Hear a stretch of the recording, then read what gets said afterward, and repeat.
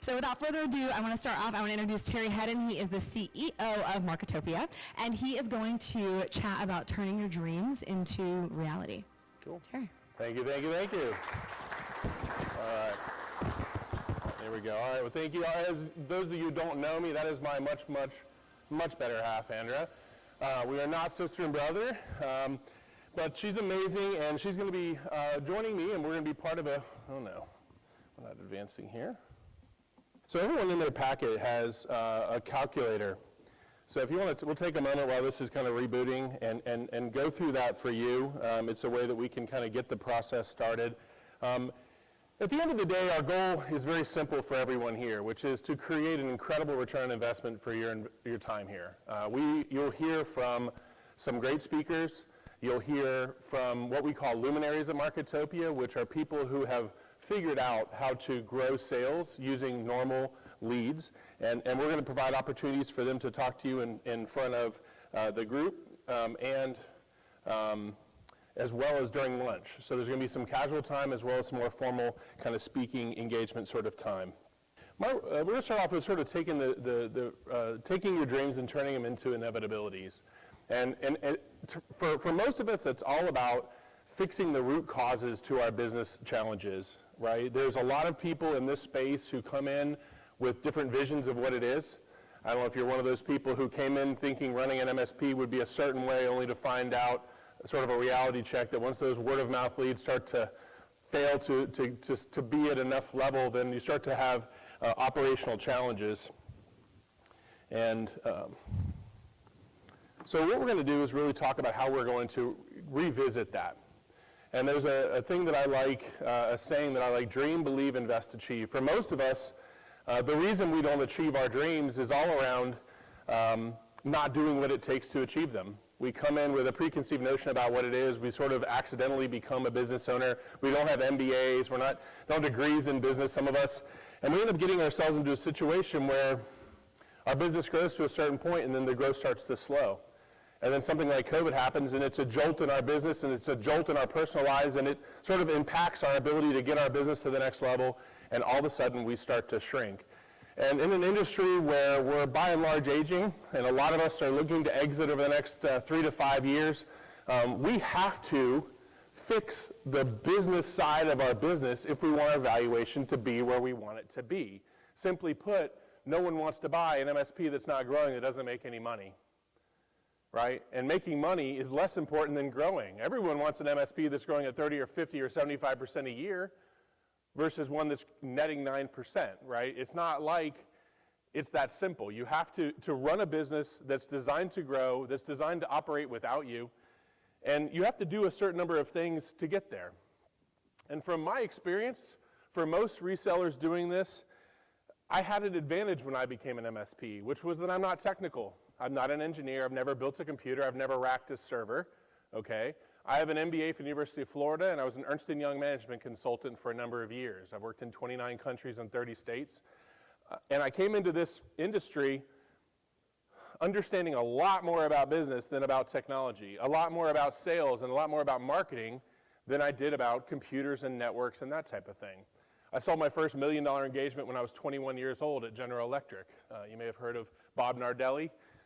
Became the CEO of HP. He was my client, and so I kind of came in with a different perspective.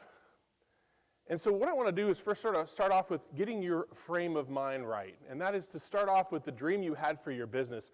What exactly did you think it would be like? Once you realized that you're in a business, or before you started your business, you probably came in with a preconceived notion that doesn't really match where you are today. You're probably working more hours than you want to. You're not doing what you want to do. You're not doing businessy things and business owner things. A lot of us have become technical people. Some of the more fortunate MSPs have become salespeople. A lot of us aren't sitting in a corner office conducting and watching their well-oiled machine generate growth and profit on a daily basis. We're not doing what we want to do. We're also working way too many hours. I know so many MSPs that are working 60, 80 hours a week and have for a decade or more. And I'm reminded every time I see a friend or hear of a friend who's had some sort of a health incident, how fragile life is. You just never know when the end is near. We've got to find a way to balance life. And growing fast should not be putting more on the business owner. It should be putting more on a leadership team that's growing that business. We've got to take time off to recharge and be there for our family. We only have kids once. We want to be there for them and enjoy watching them grow up. We want to enjoy life. A lot of us have a vision to sell, right? We're not looking to hand our business to our employees or our customers. We want to sell our business. But to get what we want to get, a lot of us, to really have a comfortable retirement, you need to have a certain amount in the bank to make it all work, right? And your business has to be worth what it takes to get there after taxes. So if you're not running a business that's doing $1 million net or $750,000 net, you're not there. And you've got to find a way to get there. You've got to find a way to get your business on track to sell it for what you want to sell it when the time comes for that to happen. And then today, you have to make money today too. A lot of us have grown while sacrificing the future, and that's extremely normal in entrepreneurship, especially at the beginning. But at some point, you should start seeing the fruits of your labor on a monthly basis. You should have a comfortable life, a comfortable home, comfortable vacation. Start living the life you've imagined now, and then start getting your business where it takes for you to live it long term. And for most of us, the reason we're not there is very, very simple. It's fear.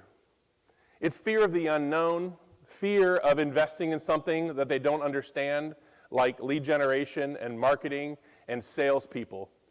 In fact, in our industry, we tend to have a lot of fear in the front side of our business because we don't really understand it. We don't want to invest big money in a salesperson.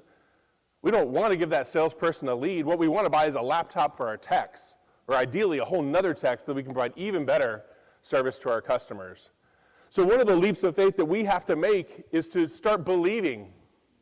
Believing in ourselves, believing there was a reason you were put in this room today. Believing in your business partners that you choose to complement your business team.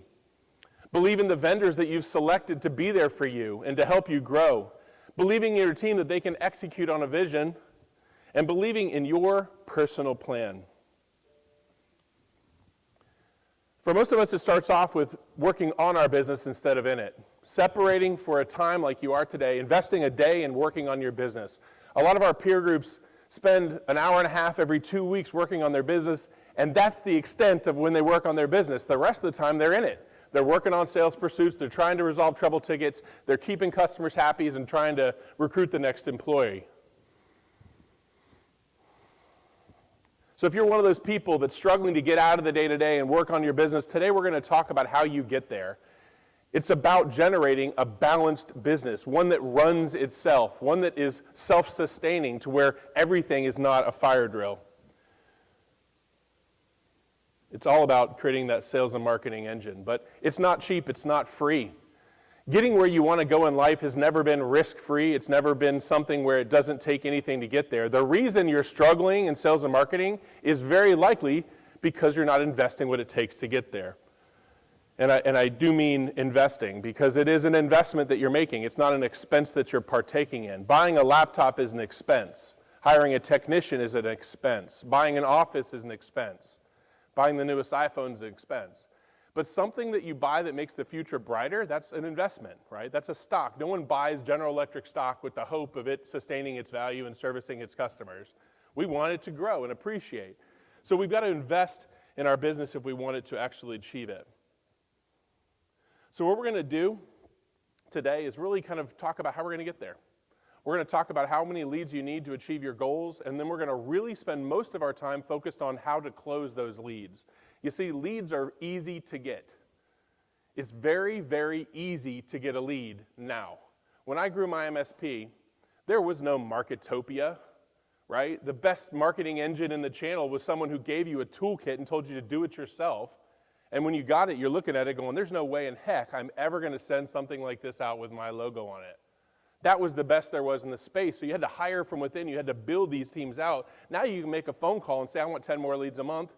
I'll send you more money every month and we'll get it going. So we're going to really focus a lot on sales. But you may make a mistake. You may hire someone, or may have already hired someone that isn't working out. You're investing what it takes to achieve your goals, but they're not good enough. Sometimes the courage is actually to redo what you've already done because you made a bad decision. We're going to get more leads so we can get more sales so we can get more profit. To do that, we're going to start off with the numbers. So we go back to that spreadsheet that I created for you in that packet. We're going to talk about how much revenue you need to achieve your goals. So what I want you to do is to think about the value that your business needs to have when you want to sell it, and then we're going to back into that. So for most of us, it's about 1 times revenue. That's about a roundabout goal. It very much depends on your growth rate, your EBITDA rate. There's a lot of variables in this, right? Most importantly, how eager the person buying you is to buy you, right? It's the strategic value of your company. That's where most of the premium value comes in. The true value of our companies is oftentimes 3 to 5 times EBITDA, right? That's a normal valuation. But the emotional side is where that 5 to 10 to 20 times EBITDA comes from. Some people buy on complete no EBITDA, just revenue, right? That's where a lot of the valuations are in the world right now. So why don't you start off with that business value target? If you say, you know what, I want to get $4 million after taxes, that means I need to sell it for $6 million. Figure out that number for yourself and plug it in. You're going to subtract your current revenue to get the amount of revenue you need to grow to have your business worth what you want it to be worth, and you're going to divide that by the years remaining. And that's going to give you the additional revenue that you need to accrue on an annual basis. Everybody should do this every year. Once you have that, here's an example. I want to sell my business for $10 million, and I'm a $1 million now, which means I have $9 million. I have 10 years to go, which means I need to add $900,000 in annual revenue. And there are some people in there and go, okay, yeah, we're doing that, or we can do that, or I know how to do that. And there's some people who look at that and think, absolutely impossible, there's no MSPs doing that. And I am here to tell you that there are MSPs that are adding a whole lot more than $900,000 in annual revenue on an annual basis. So in this example, as soon as I have a program that's adding $900,000 a year in revenue, I'm on track to achieve my goals. I know I'm going to have a $10 million business in 10 years because I'm doing what it takes to get there. I'm on track. It's not emotional. So I'm going to then take that number and figure out how many clients that is. Let's start getting this into more of a practical number that we can get our arms wrapped around. I'm going to take the average annual revenue that we need and divide that by the average annual revenue per client to get the number of clients I need. So I needed $900,000 a year. My average customer is $25,000 a year, which means I need an average of 36 new clients to achieve my goals. 36 new clients a year. As soon as I'm getting 3 clients a month, I'm on track to achieve my goals. Again, not unrealistic. But we got to figure that out.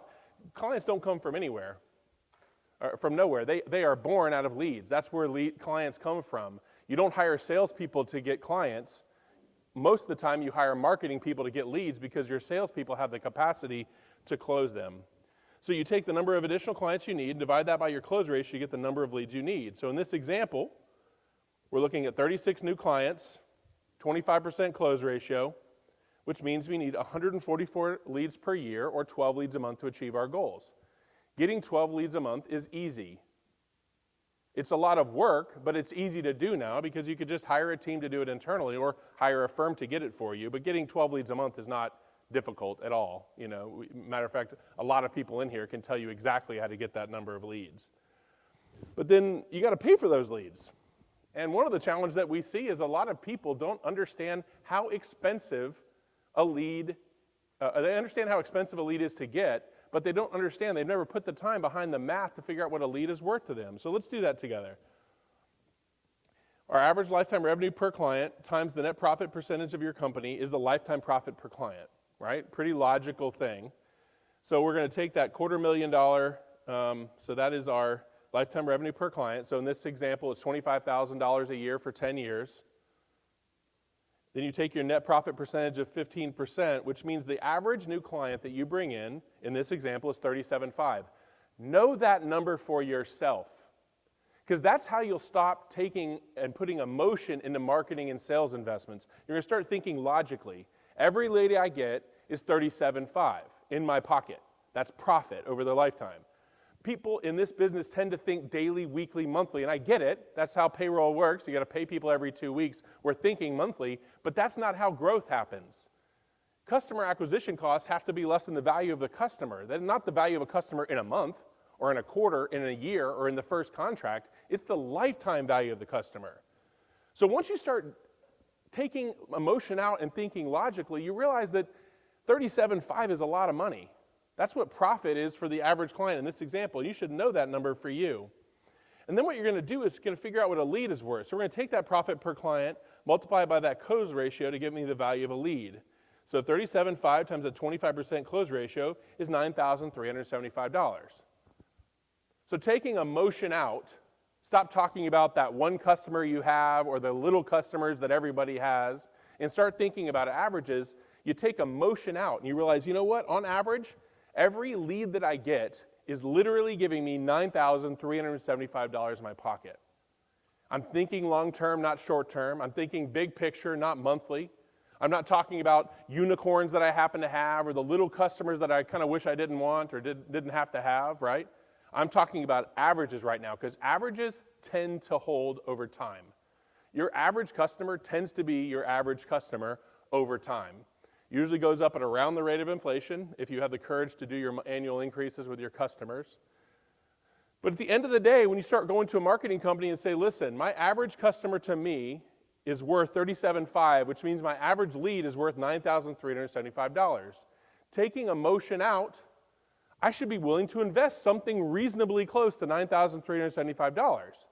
Because every time someone hands me a lead, they're actually handing me $9,375. It's not emotional, now it's logical.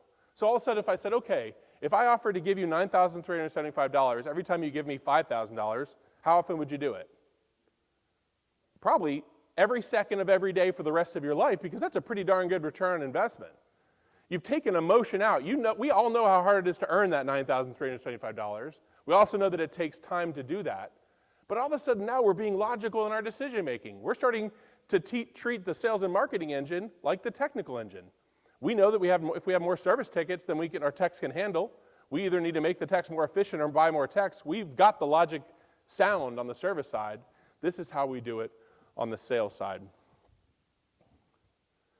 So if you're one of those people who has been hesitant to invest more than $100 or $200 or $500 in a lead, that is probably why you're in this room. You see, it's not a $500 thing. I said it was easy. I didn't say it was cheap. A lot of MSPs will call and they want guarantees, and they want to pay $100 a lead. They're being completely absurd. Why would someone give you something for $100 when it's actually worth $9,375? That's a ridiculous thing to think. But also, as a business owner, why would you think something that's worth $9,375 would only cost you $500? It doesn't make logical sense. And that's why most MSPs struggle. We tend to have emotion when it comes to the business. We have these big dreams, but we don't do what it takes to get them. There are people in this room that you'll talk to today, we call them luminaries. There are people who've figured this math out, and they're doing what it takes to achieve their goal, and they're adding $10,000, $20,000, $30,000 a month in recurring revenue. Unlike some firms in this business, they're not relying on luck to achieve their goals. It's just math. It's simple math. If you want to double sales, double leads. It's just that simple. If you want to get twice as good at sales, take training. Don't get me wrong. But for most people, it's not about hiring a salesperson. It's about generating leads.